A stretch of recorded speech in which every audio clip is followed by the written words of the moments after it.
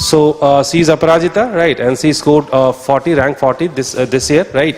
And she scored 287 in history, right? So now she'll be sharing her ideas with you. All right. Okay, so last year was the first mains that I wrote in 2016, and I got below 240 in history, and that is the reason that I could not clear. I lost out on the interview list by 14 marks. So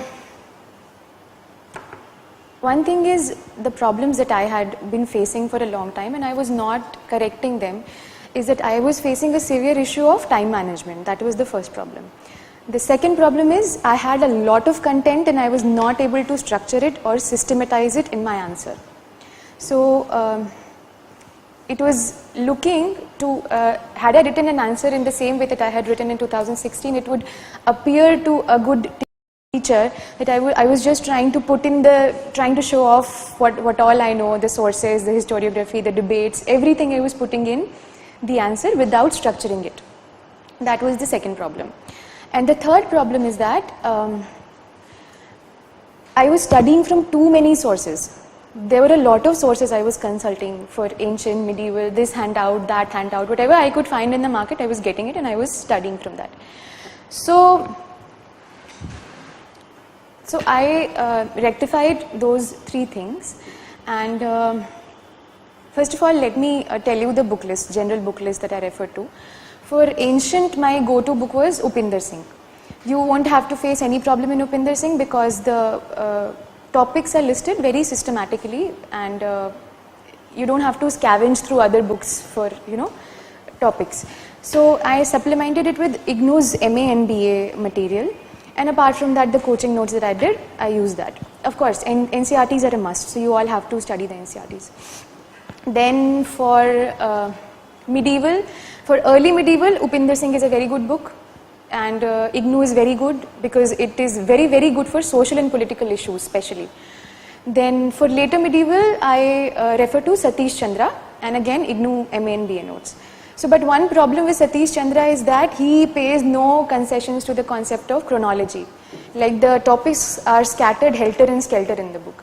So you'll have to scavenge for the topics. So what I did is that, for example, I am reading something about Mongol invasions in Satish Chandra. So Mongol invasions are mentioned 2-3 times in Satish Chandra on random occasions on separate pages. So wherever I encountered that, I put a sticky note there, and then I checked all the papers where it was mentioned, and I scribbled everything on an A4 sheet and I stuck it, stapled it to my notes copy. So that way I wouldn't have to revise, everything was in one place. If you have to write 150, 200, 300 words, my brain would easily be able to retrieve that information, right? So with Satish Chandra you will have to do that because chronologically it's not very good for the students, not student friendly to read. Then for modern, what I did is I consulted 3 books. One is Plassey to Partition, which is a very thorough, very good book. It will give you a deep insight into the subject of post-Plassey India. The second book is B.L. Grover. It's a very easy read, and the good thing about that book is that it has a lot of quotations. So you get a lot of quotation-based questions a lot of times in modern's paper. So a lot of quotations are given, so you can note them down, and with context they're also given. Then at the end of chapters, the views of different historians, like Maratha invasion अगर है तो जादूनाथ सरकार के बारे में दिया है, या फिर बाकी जितने भी historians हैं सबका view दिया हुआ है, तो वो भी बहुत systematic दिया हुआ है, तो वो भी मैंने पढ़ी. फिर peasant movements वगैरह या जो भी ऐसे Marxist oriented topics हैं, उनके लिए बिपिन चंद्रा आप पढ़ लीजिए, है ना. और आर्ट एंड आर्किटेक्चर वगैरह, मतलब जो भी पोर्शन है, मान लीजिए गोथिक आर्ट एंड आर्किटेक्चर जो मॉडर्न वगैरह का है, वो एनसीईआरटीज आपको हेल्प कर देंगे. तो एनसीईआरटीज तो पढ़नी है. इग्नू बीए और एमए मैंने मॉडर्न के लिए नहीं कंसल्ट किया था. Then we come to world history. तो वर्ल्ड हिस्ट्री में what I did is I studied my coaching notes, and apart from that I did NCERT because I find NCERT to be very, very helpful as far as modern is concerned, and I supplemented it with internet-based study. I did not. I also read a bit of L. Mukherjee from here and there, randomly, selectively, but I did not refer to normal law. A lot of people read it, but I thought it's a very thick book and I might not be able to revise it. So whatever you study, the main aim should be that you should be able to revise it, right? So I did not read normal law. Another thing that I did is, sir provided a lot of fodder materials, handouts and solution papers. So I gathered all of them and I segregated them. Ancient का एक हो गया, फिर medieval के सारे solution papers हो गए, modern के हो गए, world के हो गए, फिर मैंने सबको spiral bind करा लिया. तो उससे क्या होता है कि आप जो भी पढ़ते हैं books से, उसका वो हो जाता है, मतलब जो भी topics आपने miss किया syllabus में, वो लकूने सारे भर जाते हैं, राइट? तो आपको ये अलग से सोर्सेज नहीं पढ़ने पड़ेंगे, आपके पास एक हो गई अलग से सॉर्ट ऑफ अ बुक, जिससे आपको बाकी टॉपिक्स जो बुक्स आपकी कवर नहीं करती वो आपको मिल जा रहे हैं उससे, ठीक है? That is all I did, ठीक है? As far as answer writing is concerned, मैंने डायग्राम्स वगैरह लोग रेकमेंड करते हैं कि बनाएं आप. अगर आप बना सकते हैं तो प्लीज़ डायग्राम्स बनाइए, आपको उससे नंबर्स बहुत मिलेंगे.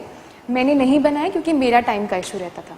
तो मेरा 1 पॉइंट एजेंडा रहता था टू फिनिश द पेपर, कि मेरे पेपर्स फिनिश हो जाएं. तो मैं नहीं बना पाती थी, पर अगर आपके पास वो स्कोप है, टाइम बचता है, तो आप बना लीजिए. मैप्स का मैं ये करती थी कि सर जो भी टेस्ट्स देते हैं उनमें 20 मैप की साइट्स सर देते हैं. तो वो मैप की साइट्स, वो आपका हर टेस्ट के साथ रिवीजन होता रहेगा. मतलब मुझे बहुत यूज़फुल लगा. I am not promoting the coaching just because I am here, but मुझे पर्सनली लगा कि इट रियली हेल्प मी.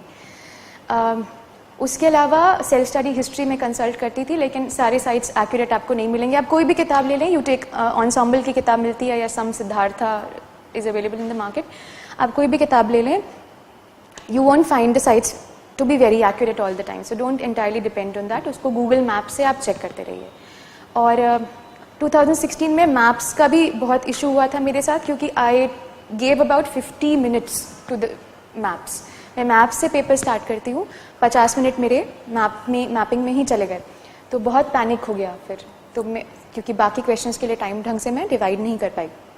तो give only 30 to 35 minutes to the maps. आप जल्दी जल्दी पॉइंट्स लिखिए. You don't have to describe, मतलब लंबे लंबे सेंटेंसेस नहीं लिखने हैं आपको. आप लिखिए कि क्या लोकेशन है, कौन से टाइम की साइट है, क्या क्या चीज़ें मिली हैं. Don't give a lot of ज़्यादा सेंटेंसेस नहीं लिखने होते हैं. कवर सारी साइट्स करिए 30 मिनट में, 35 मिनट में, and move on to the writing section, ठीक है?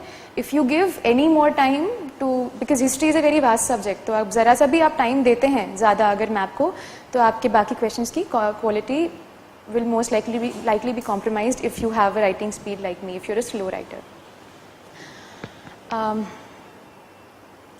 The last thing that I would want to tell you guys about history optional is that, see, it's a very vast subject. It has a very vast syllabus. मतलब syllabus is there, कहने को है, but बहुत undefined है ना? तो focus on the breadth of knowledge rather than the depth of knowledge.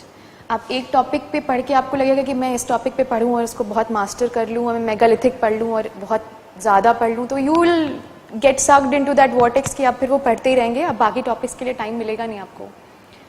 तो आप ब्रेथ पे फोकस करिए, सिलेबस को कवर करने की कोशिश करिए. आपको लिखने हैं 300 वर्ड्स, वो आप लिख लेंगे जितनी भी नॉलेज आपके पास है उसमें. तो don't try to study too much. PhD करने की कोशिश ना करें किसी भी टॉपिक पे. And then another thing that I would say is that history is a subject about continuity and change. तो हिस्ट्री बेसिकली क्या है कि आपको हर सोसाइटी का चेंज, हर सोसाइटी में चेंजेस क्या हैं, आपको बस उतना ही पढ़ना है. सोसाइटी के, क्योंकि सोसाइटी के में इकोनॉमिक फैक्टर्स हैं, कल्चरल फैक्टर्स हैं, वो तो आ जाते हैं, वेब इंटरवेब्ड हैं सारे टॉपिक्स. तो आपको पढ़ना बेसिकली सोसाइटी ही है. तो ऐसा ना करें कि आप हिस्ट्री के फैक्ट्स मगअप करने की कोशिश करें. Try to understand the social structure और उसको सब्सटैंशिएट करें फैक्ट्स से, wherever it is relevant. केवल फैक्ट्स मगअप करके ना डालें इधर उधर, है ना? क्योंकि सी डिबेट्स बहुत हैं, हिस्टोरियोग्राफी बहुत पढ़नी है, फैक्ट्स भी बहुत हैं, but basically you have to understand the soul of the question. आपसे क्वेश्चन क्या पूछ रहा है, आप उसको सिंपल भाषा में भी लिखेंगे और उसको कुछ कम फैक्ट्स के साथ भी सब्सटैंशिएट करेंगे, तो आपका एग्जामिनर समझ जाएगा कि आपको आ रहा है समझ में कि आपसे पूछा क्या गया है. तो ये मत सोचिए कि हिस्ट्री पढ़ रहा हूँ तो अब मैं ये फैक्ट मगअप कर लूँ, ये फैक्ट मगअप कर लूँ. That's not the way to approach the answer writing for mains. At least वो प्री का अप्रोच होगा, not for mains. Social structure समझने की कोशिश करें और जहाँ रेलिवेंट फैक्ट्स हैं, रेलिवेंट हिस्टोरिकल डिबेट्स हैं, उसको आप लोग वहाँ डालें. That is all I would like to say. Now अगर आपको मुझसे कुछ पूछना है तो आप मुझे बताइए. Do you have any specific questions to ask as regards history? हाँ, वर्ल्ड मैंने पूरा अटेम्प्ट कर लिया था पेपर. इस बार का पेपर वो इस बार पेपर थोड़ा पेक्यूलियर था इन द सेंस दैट मुझे ऐसा लगा, पर्सनली मुझे ऐसा लगा कि जो 10 मार्कर्स थे जिनमें कम स्पेस हमें मिली थी, that required, those questions required more in depth answers. और जो 20 मार्कर्स थे उनको आइडियली कम मार्क का होना चाहिए था, वो जल्दी फिनिश हो जाते. पर 10 मार्कर्स जिनमें ज़्यादा लिखना था, जिसमें ज़्यादा कंटेंट आप दे सकते हो, उसमें स्पेस बहुत कम थी और मार्क्स उसके बहुत कम थे. तो उन्होंने ऐसा करने की कोशिश की कि आप अपने नॉलेज, जितनी भी आपके पास नॉलेज है, आप उसको किस तरह कम में लिख सकते हो. अगर आपके पास ज़्यादा नॉलेज है किसी टॉपिक की, तो आप उसको 10 मार्कर में कैसे फिट कर सकते हो. या आपके पास अगर कम नॉलेज है, अगर वो टॉपिक कैसा है जिसमें ज़्यादा फॉर्डर पॉइंट्स नहीं है, तो आप उसको ज़्यादा में कैसे फिट कर सकते हो. तो ऐसा पेपर था. तो पेपर ऐसा था कि वो आपका ख़त्म हो जाएगा, मतलब मैं ख़त्म कर पाई पेपर 2 एटलीस्ट. पेपर 1 में मेरे छूटे, पर वर्ल्ड में तो मैं ख़त्म कर पाई. मुझे बहुत बेसिक लगे क्वेश्चंस इस बार, बहुत सीधे क्वेश्चंस लगे इस बार वर्ल्ड के एटलीस्ट. एल मुखर्जी की सेलेक्टिव रीडिंग करी है मैंने. और अगर आपको ज़्यादा मन करे कि आंसर्स देखिए सिंपल लिखने की कोशिश करिए. ब्रुनाल के भी वीडियोस हैं, ऐसा जीएस वाले भी पढ़ते हैं, आप भी पढ़ें, बहुत अच्छे से समझाया है उसने. वो है, सर के हैंडआउट्स हैं, और उसके अलावा एनसीईआरटीज़ हैं, और जो भी कोचिंग के नोट्स आप फॉलो करते हैं आप वो फॉलो करें. वर्ल्ड मेरे हिसाब say that would be sufficient. Of course बहुत रिसर्च, इंटरनेट से आपको बहुत रिसर्च करनी पड़ेगी उसके लिए, बस उतना काफ़ी है वर्ल्ड के लिए. यस.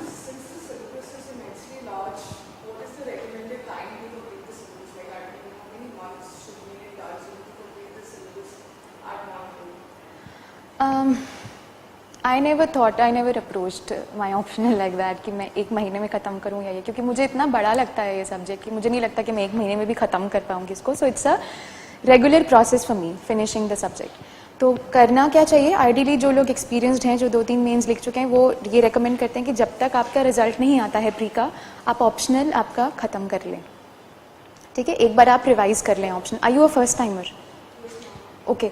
सो 2-3 महीने लगते हैं नॉर्मली, पर आपने कोचिंग कहीं की होगी या कुछ, तो आपका बैकग्राउंड कुछ जस्ट स्टार्टेड आउट, तो ठीक है. तो you have to work really hard for the next 1 month. जब तक आपके प्री के रिजल्ट्स नहीं आते, try to cover as much as possible. ठीक है, एनसीईआरटीज़ ख़त्म कर लीजिए. जो बेसिक बुक्स हैं, जो मैंने बुक लिस्ट दी, जो it worked for me, may be it works for you also, वो आप ख़त्म कर लीजिए. क्लासी 2 पार्टीशन अगर आपको पढ़ें तो आपको स्क्रिबल करना पड़ेगा, कई जगह नोट्स बनाने पड़ेंगे, क्योंकि उसमें भी अलग अलग जगह पर बहुत सारी चीज़ें दी हुई हैं. तो वो बिना नोट्स के आप वो बुक पढ़ने का कोई मतलब नहीं है, राइट. वो सारा काम आप ख़त्म कर लीजिए. एंड मैं क्या करती थी, क्योंकि मैंने बताया मैं मंथ्स के हिसाब से तो चलती नहीं थी, तो मेरा मॉर्निंग का रूटीन ये था कि सवेरे जितने बजे भी मैं उठूँ, वहाँ से 2 बजे तक मेरा ऑप्शनल चलता था, और 2 बजे के बाद मैं जीएस पढ़ती थी. वो मेरा रोज़ का था. तो मेरा ऐसा नहीं था कि आज जीएस का दिन है, आज ऑप्शनल का दिन है. मेरा मतलब रोज़ जीएस चल रहा है, रोज़ ऑप्शनल चल रहा है. वरना मुझे लगता था कि ख़त्म कैसे होगा, क्योंकि हमेशा कुछ ना कुछ तो बैकलॉग रह जाता है ना. आप कितना भी टाइम टेबल, कितना भी schedule you make, but there is always backlog that remains. मैं दोनों साथ में चलाती थी. तो अगर आप फर्स्ट टाइमर हैं तो 2-3 महीने आपको लगेंगे हिस्ट्री ढंग से पढ़ने में. 1 महीना आप जितने अच्छे से यूटिलाइज करेंगे, आपके नेक्स्ट 2 महीने की स्ट्रगल उतनी कम होगी, अगर आप रोज़ हिस्ट्री पढ़ते हैं तो.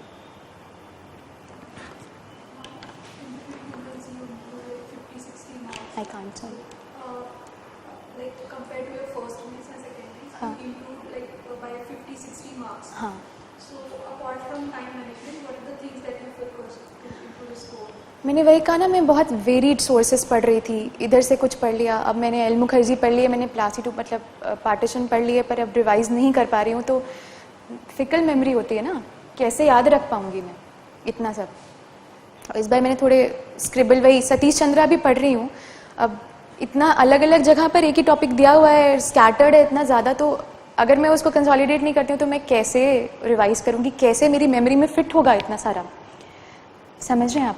तो वही किया मैंने सारे सोर्सेज को कंसोलिडेट करने की कोशिश की. सारे टॉपिक्स, जैसे अगर अलाउद्दीन खिलजी पे कोई टॉपिक है, अगर शेरशाह सूरी पे कोई टॉपिक है, तो जहाँ जहाँ दिया है सतीश चंद्रा में, अगर इग्नू पढ़ रही हूँ तो जहाँ जहाँ दिया है वो सब एक जगह करके 2 पेज में स्क्रिबल कर लेंगे. आपको 15 पॉइंट्स लिखने हैं ना, स्क्रिबल कर लीजिए एक जगह पे, और जो भी आपके नोट्स हैं, आपके नोट्स में अगर मान लीजिए कहीं तो दिया होगा ना अलाउद्दीन खिलजी से डील किया होगा, शेरशाह सूरी से डील किया होगा, तो उसको वहाँ पे स्टेपल कर लीजिए, आपका पूरा टॉपिक एक जगह कंसाइज हो गया। भक्ति सूफी मूवमेंट्स हैं, इंपॉर्टेंट पॉइंट्स फटाफट फटाफट स्क्रिबल करिए, उस अपने पेजेस में उसको स्टेपल करके रख लीजिए। बाद में अगर आप नहीं भी रिवाइज कर पाते हैं सतीश चंद्रा, कि आपके पास टाइम नहीं बचता है कि मैं रिवाइज नहीं कर पाऊंगा, तो आपके पास वो कॉन्सोलेशन है ना, अश्योरेंस है कि चलो सतीश चंद्रा के कुछ पॉइंट्स तो मेरे पास ऐसे ही हैं, तो कम से कम 70% बुक तो मेरी केवल नोट्स पढ़ने से रिवाइज हो जाएगी।